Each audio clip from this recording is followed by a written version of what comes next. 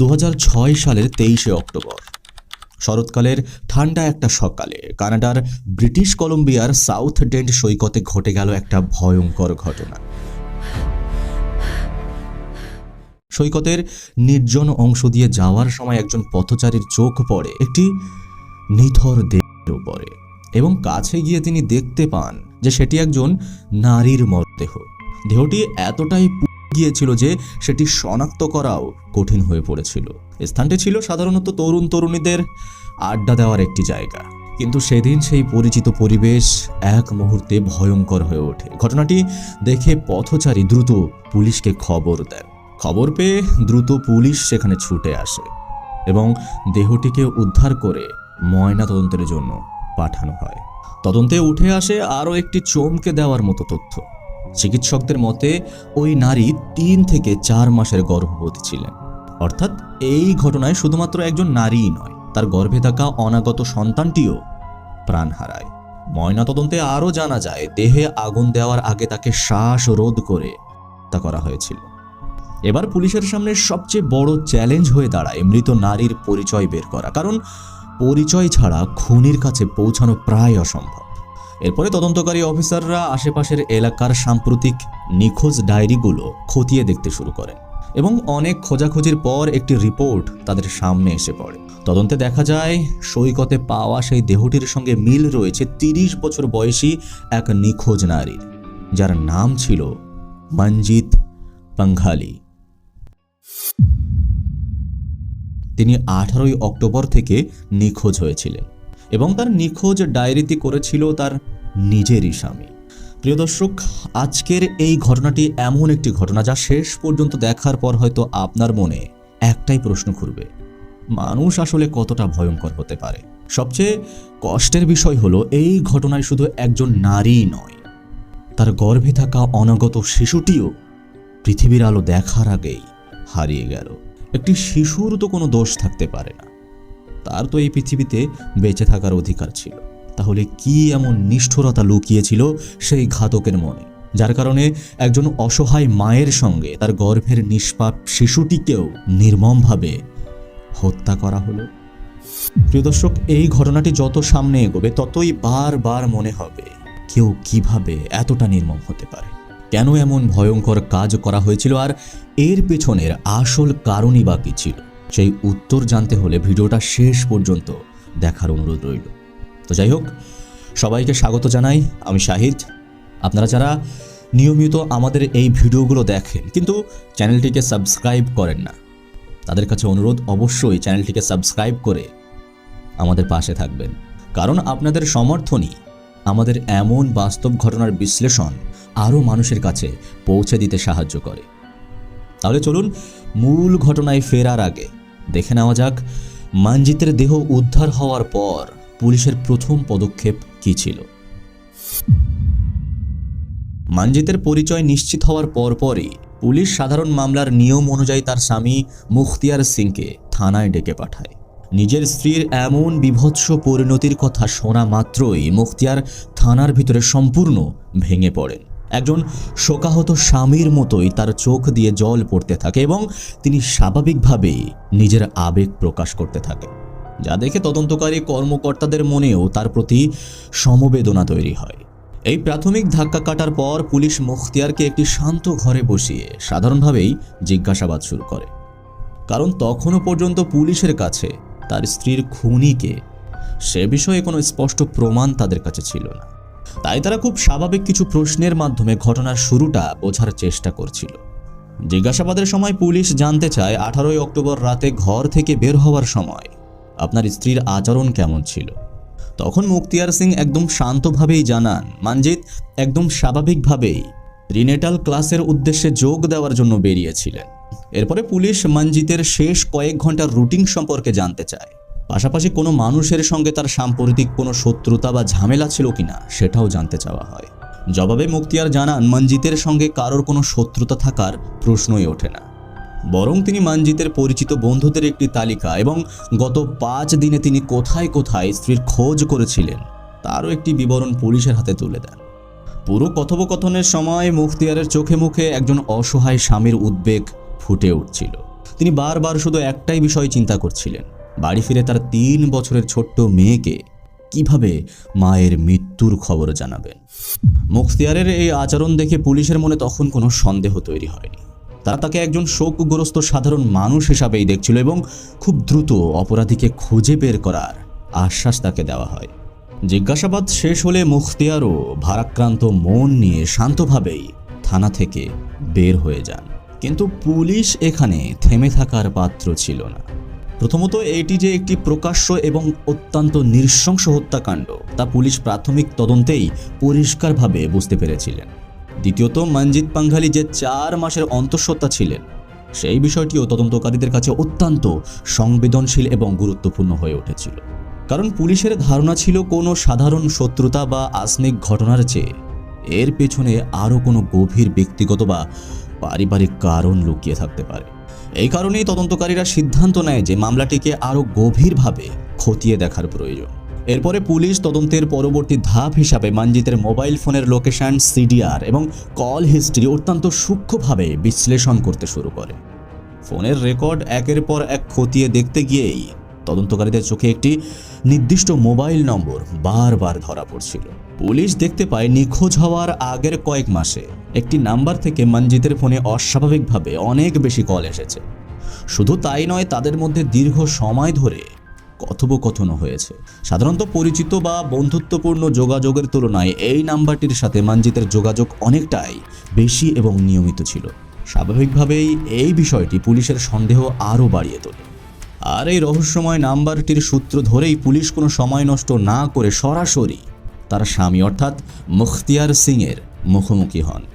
তদন্তকারী কর্মকর্তারা যখন মুখতিয়ারকে এই নাম্বারটি দেখিয়ে জানতে চান যে এই ব্যক্তিকে এবং তার স্ত্রীর সাথে তার সম্পর্ক কী, এই কথা শোনার পর মুখতিয়ার সিং অত্যন্ত স্বাভাবিকভাবেই একটি নতুন তথ্য সামনে আনেন।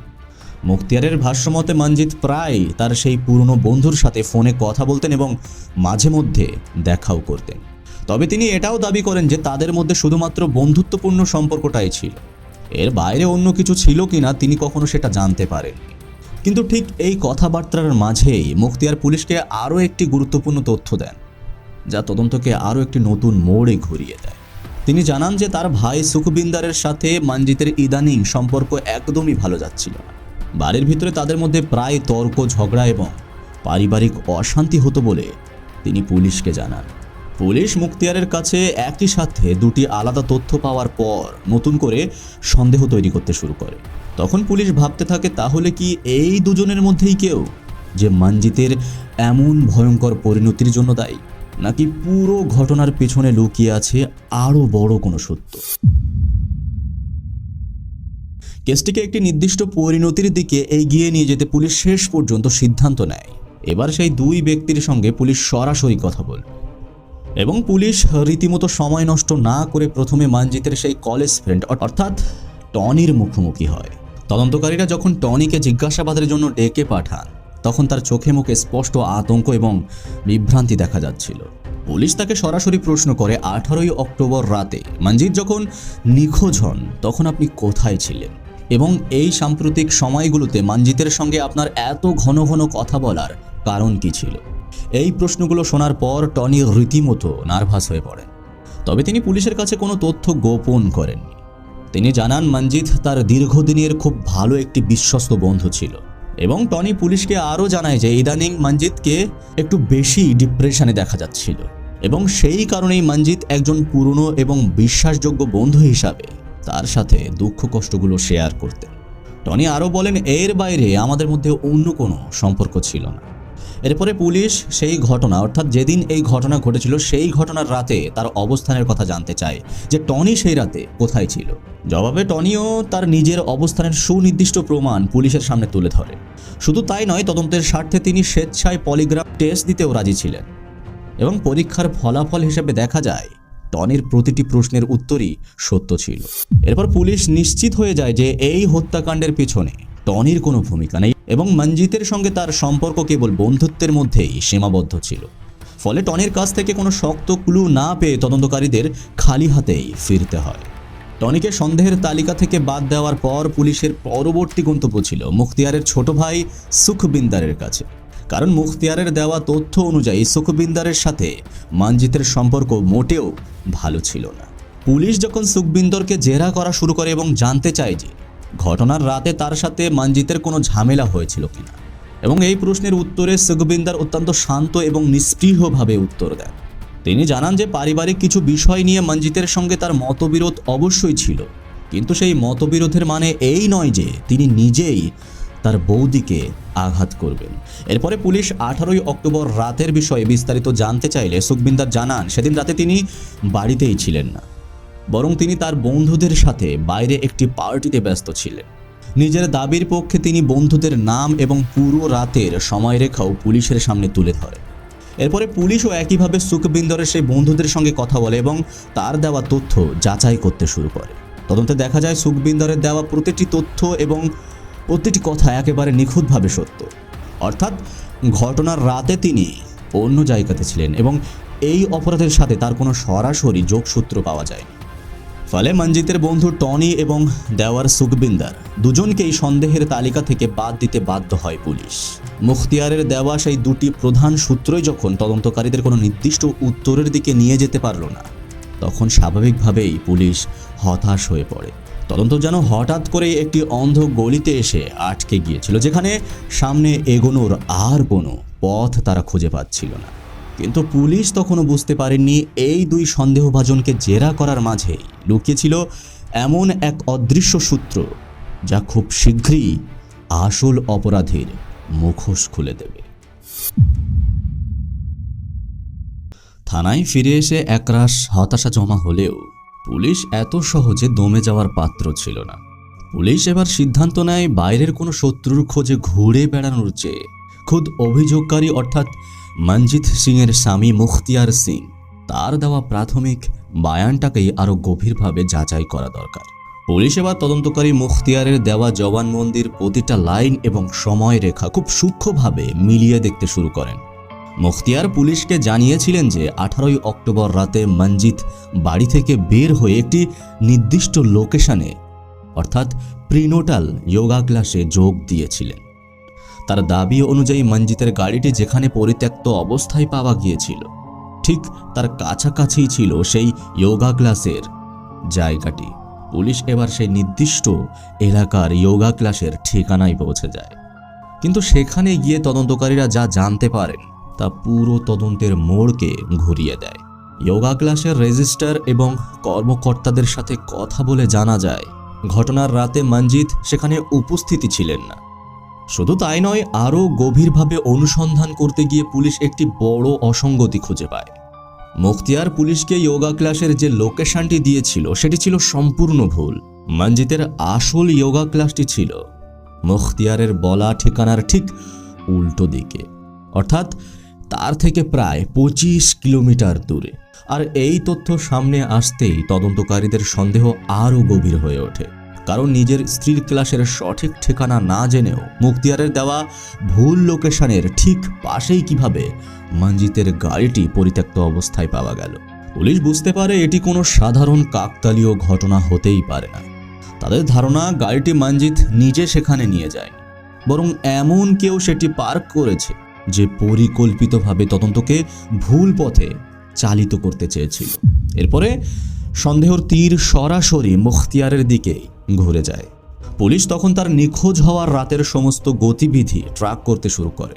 তদন্তকারীরা এলাকার বিভিন্ন রাস্তা এবং মহাসড়কের আশেপাশের সিসিটিভি ফুটেজ সংগ্রহ করে সেগুলো ফ্রেম বাই ফ্রেম বিশ্লেষণ করতে থাকে। আর ঠিক তখনই পুলিশের হাতে আসে এই মামলার সবচেয়ে গুরুত্বপূর্ণ এবং চাক্ষুষ প্রমাণগুলোর একটি স্থানীয় গ্যাস স্টেশনের পরিচিত সিসিটিভি ফুটেজে দেখা যায় ওই রাতে মুখতিয়ার সিং তাড়াহুড়ো করে সেখানে গাড়ি থামিয়ে ভিতরে ঢুকছে এবং তিনি কাউন্টার থেকে কিছু পুরনো খবরের কাগজ এবং একটি লাইটার কিনছেন। ফুটেজে তার চোখে মুখে স্পষ্ট অস্বস্তি এবং চাপা উদ্বেগ লক্ষ্য করা যাচ্ছিল। আর পুলিশের মনে প্রশ্ন তৈরি হয়, এই মানুষটা মাঝরাতে হঠাৎ খবরের কাগজ আর লাইটার কিনতে যাবে কেন? এই প্রশ্নটাও তদন্তকারীদের মনে আরও শক্তভাবে সন্দেহটা ঘুরিয়ে তার দিকে নিয়ে যায়। এদিকে মঞ্জিতের ফোনের লোকেশনও পুলিশের সন্দেহকে আরও জোরালো করে তোলে, কারণ তদন্তে দেখা যায় ঘটনার রাতে মঞ্জিতের ফোন সচল ছিল এবং সেটি মূলত মুখতিয়ারের গতিবিধির সঙ্গেই মিলছিল। ভুল লোকেশনের রহস্য, সিসিটিভি ফুটেজ এবং ফোনের লোকেশন সবকিছুই একসাথে মেলাতেই পুলিশের সামনে পুরো ঘটনাটি ধীরে ধীরে পরিষ্কার হয়ে যায়। মুখতিয়ারের সাজানো শোকগ্রস্ত স্বামীর মুখোশ অবশেষে পুরোপুরিভাবে ভেঙে পড়ে। এরপরে দীর্ঘ 6 মাস ধরে পুলিশ অত্যন্ত গোপনে এবং সতর্কতার সাথে একের পর এক প্রমাণ সংগ্রহ করতে থাকে। অবশেষে 12ই মার্চ 2007 সালে রয়্যাল ক্যানাডিয়ান মাউন্টেন পুলিশ একটি চূড়ান্ত সিদ্ধান্ত নেয়। মুখতিয়ার কিছু বুঝে ওঠার আগেই পুলিশ তাকে তার নিজের স্ত্রীকে খুন করার অভিযোগে সরাসরি গ্রেপ্তার করে থানায় নিয়ে আসে। গ্রেপ্তার করার পর মুখতিয়ার সিংকে যখন ইন্ট্রোগেশন সেলের সেই ঠান্ডা ঘরে পুলিশের মুখোমুখি বসানো হয়, তখন তার চোখে মুখে আর কোনো অনুশোচনা দেখা যাচ্ছিল না।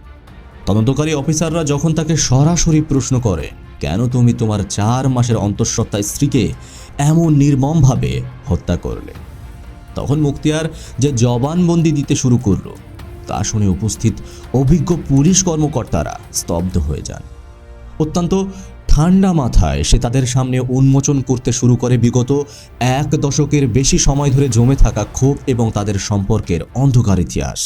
মুখতিয়ার পুলিশকে জানান, তাদের এই গল্পের শুরুটা হয়েছিল 1990-এর মাঝামাঝি সময়। মঞ্জিত এবং মুখতিয়ার উভয় পরিবারই একটি ভালো এবং সচ্ছল জীবনের আশায় ভারতের পাঞ্জাব থেকে অভিবাসী হয়ে কানাডার ব্রিটিশ কলম্বিয়ার ভাঙ্কুভারে চলে আসে এবং কানাডায় আসার পর উচ্চশিক্ষার জন্য ইউনিভার্সিটিতে পড়াশোনার সময় তাদের দুজনার পরিচয় হয়। মুখতিয়ার দেখতে অনেকটাই সুদর্শন এবং বেশ মিশুকে স্বভাবের ছিল। অন্যদিকে মঞ্জিত ছিলেন অত্যন্ত মেধাবী কিন্তু শান্ত এবং গোছানো একজন তরুণী। প্রথম পরিচয়ের পর খুব দ্রুতই তাদের মধ্যে গভীর ভালো লাগা তৈরি হয়, যা পরে প্রেমের সম্পর্কের রূপ নেয়। তাদের দুজনার স্বপ্নও প্রায় একই ছিল। উভয়ই শিক্ষকতাকে নিজের ভবিষ্যতের পেশা হিসাবে বেছে নিতে চেয়েছিলেন।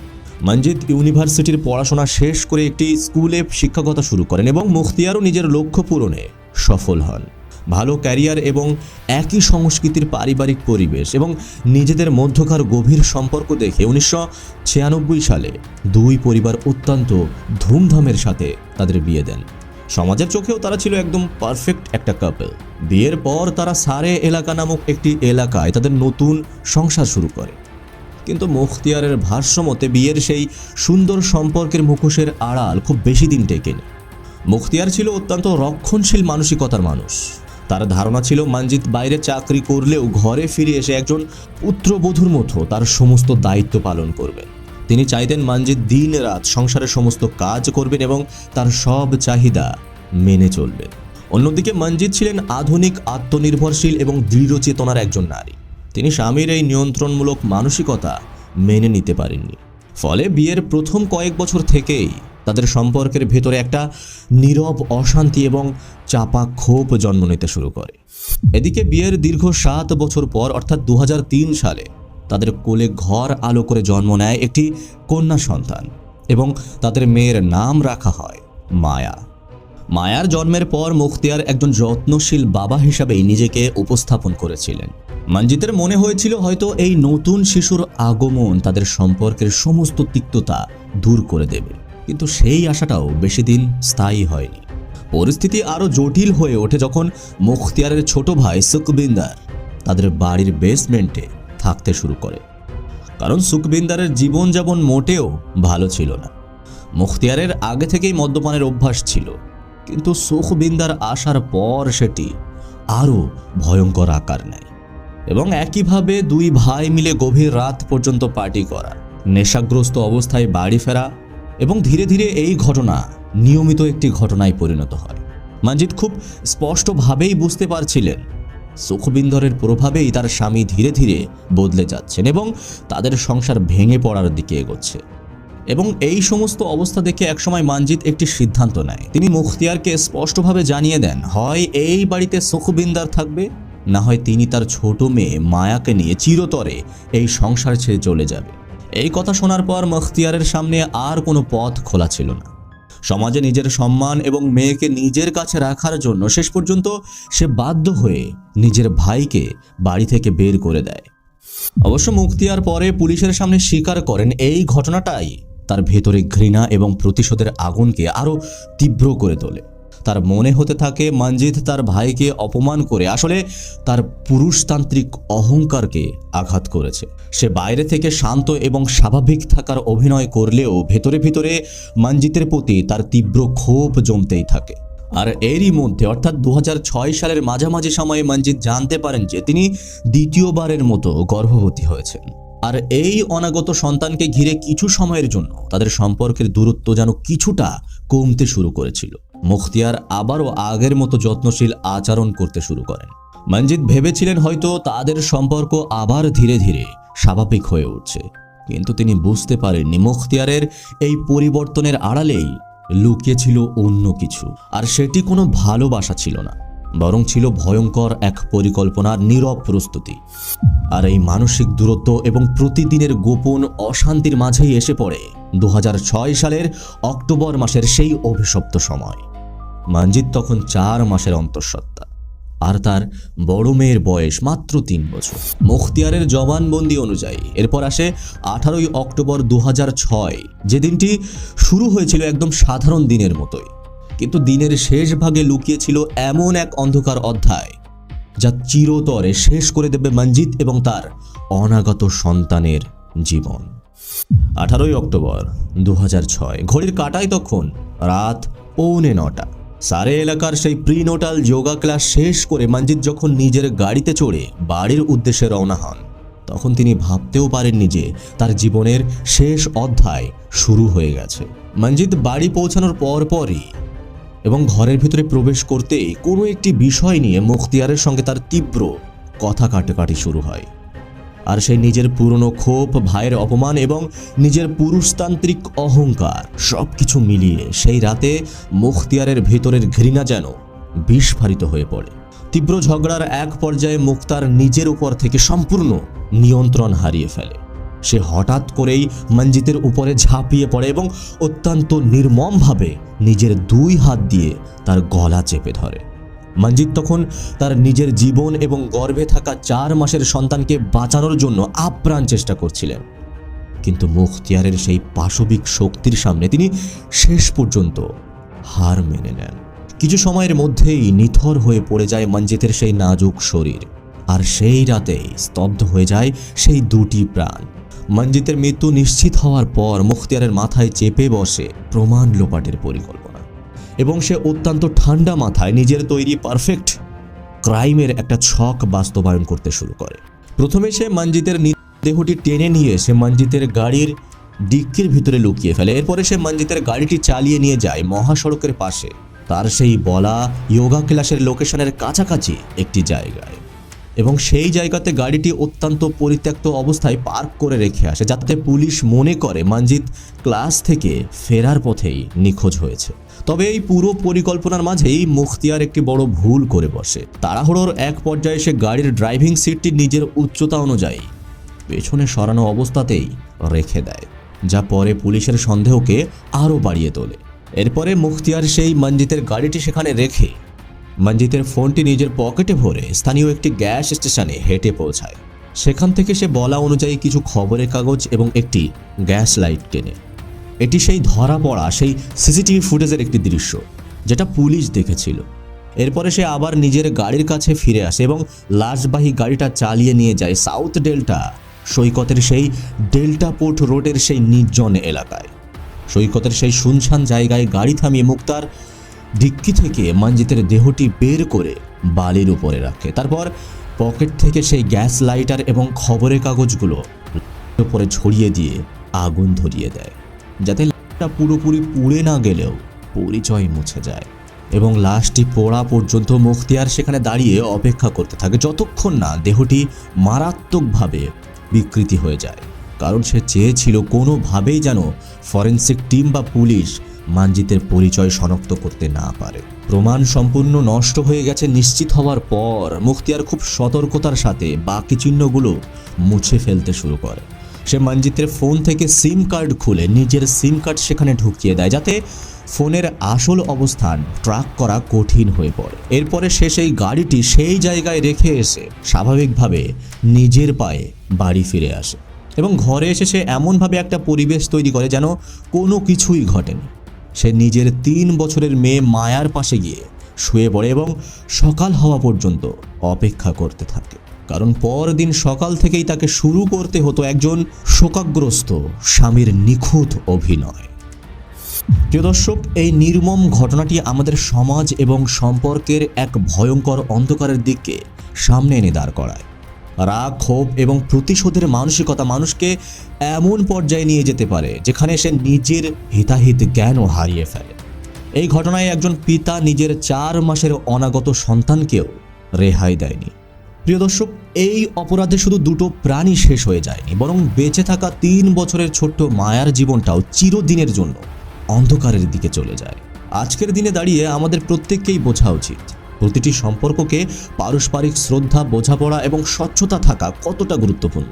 কোনো সম্পর্ক যদি মানিয়ে নেওয়া সম্ভব না হয়, তাহলে সুস্থ এবং মার্জিত উপায়ে সেই সম্পর্ক থেকে বেরিয়ে আসার পথ অবশ্যই আছে। কিন্তু নিজের জেদ, রাগ কিংবা পুরুষতান্ত্রিক অহংকার পূরণ করতে কাউকে এমন নৃশংসভাবে হত্যা করা কোনোভাবেই সুস্থ সমাজের পরিচয় হতে পারে না। অবশ্য আমি জানি আপনারা প্রত্যেকেই অত্যন্ত সচেতন এবং বিবেকবান মানুষ, তাই সম্পর্কের এই মনস্তাত্ত্বিক দিকটা নিয়ে আপনারা ঠিক কী ভাবছেন তা অবশ্যই আমাদের কমেন্ট বক্সে কমেন্ট করে জানাবেন। আর একটা কথা, যারা চ্যানেলটি এখনও সাবস্ক্রাইব করেনি তারা প্লিজ চ্যানেলটিকে সাবস্ক্রাইব করে নিন। তো প্রিয় দর্শক, আজকের ভিডিও এই পর্যন্ত। দেখা হবে পরের কোনো ভিডিওতে। সে পর্যন্ত সুস্থ থাকবেন, ভালো থাকবেন, সতর্ক থাকবেন এবং অন্যকে বিশ্বাস করার আগে তাকে ভালোভাবে যাচাই করে নেবেন।